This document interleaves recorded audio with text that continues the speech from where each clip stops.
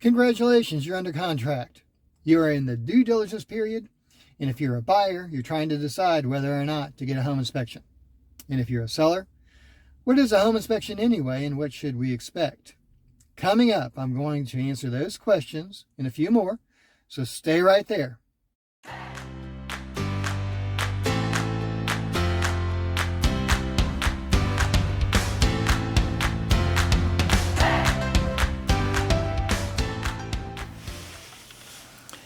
Hello, this is Rick Miller. I'm a realtor in McDonough, Georgia. If you are buying a new home, I always recommend a home inspection be performed during the due diligence period. Although it may not be required, it is strongly suggested. In this video, we will be discussing the home inspection. And if you like this video, please consider subscribing to my channel. I have more real estate content coming out each week, all geared towards helping you sell your home or buy a new one. Also, click on the bell so you are notified as soon as the newest video is published. Although the conventional loans don't require a home inspection, unlike federally funded or backed loans that somewhat do as part of their appraisal, it is still in the buyer's best interest to get one regardless of the loan type. A home inspection report can turn up valuable information that won't show up on a home appraisal. For instance, a home inspector might find problems with a foundation or the structure of the home, roofing or flooring that needs to be repaired, heating, cooling, plumbing, electrical systems that are faulty or will need to be replaced soon, insulation that needs to be replaced, hidden termite damage or other pest infestation. Any of these could cost the buyer thousands of dollars to fix. A home inspection gives the buyer a chance to negotiate repairs with the seller before they become the new owner. Without a home inspection, the buyer will have to pay out of pocket for any repairs they discover as a new homeowner.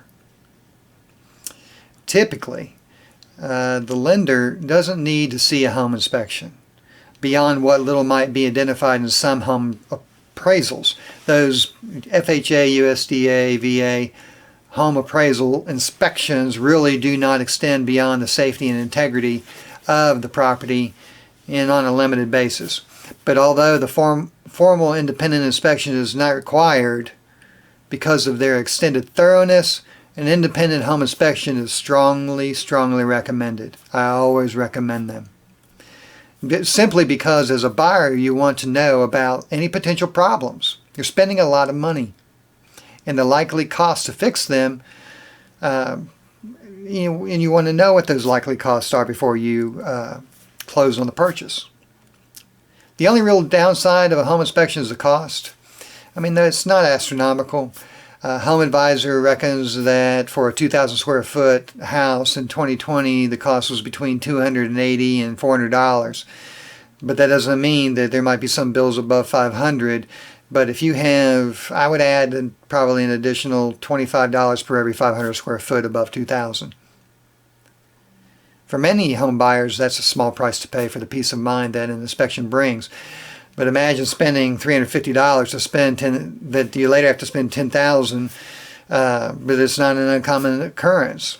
You know, I've seen cracks in foundations and other serious problems, and they can save an owner a lot of money. Plus, you may be able to use your home inspection report as leverage to drive down the sale price or to get the seller to pay for repairs before you move in. If you do opt to get a home inspection, your first task is to pick a good inspector. Consumer Reports suggest you start with recommendations from local friends and family and then move on to the internet to check out your candidates. As a realtor, I can give you a list of inspectors that I recommend. There's some societies like American Society of Home Inspectors, International Society of Certified Home Inspectors, and the National Academy of Building Inspection Engineers are professional bodies that might help according to Consumer Reports. But let me mention again what a home inspection typically covers. A home inspection typically covers the property's heating system, central air conditioning system, temperature permitting. Well, not so much. They'll turn the heat on in the summer, I can assure you that. Interior plumbing and electrical systems, roof, attic, including visible insulation, walls, ceiling, floors, windows and doors, foundations, basements, structural components is, I think, the majority and most important. It is important to note that home inspectors can't check every inch of the home and won't normally dig earth, penetrating walls and ceilings, or generally accessing inaccessible areas. In my experience, they are thorough, but they're not that thorough. So to be realistic about your expectations, for a few $100, you can't expect a full demolition job to track down a leaky pipe.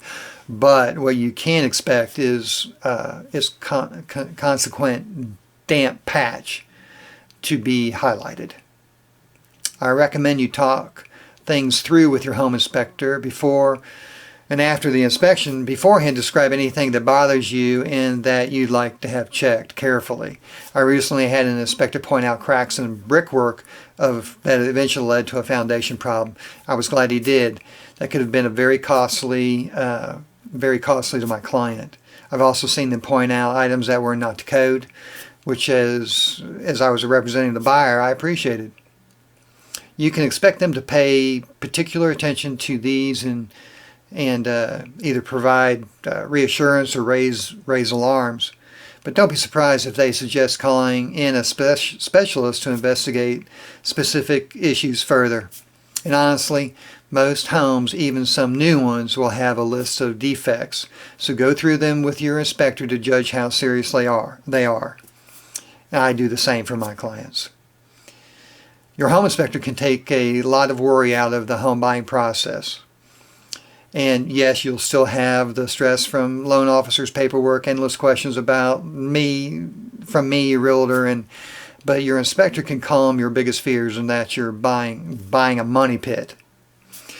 And what if you want to buy a house that doesn't meet loan requirements? Check out my video on conventional and FHA loans.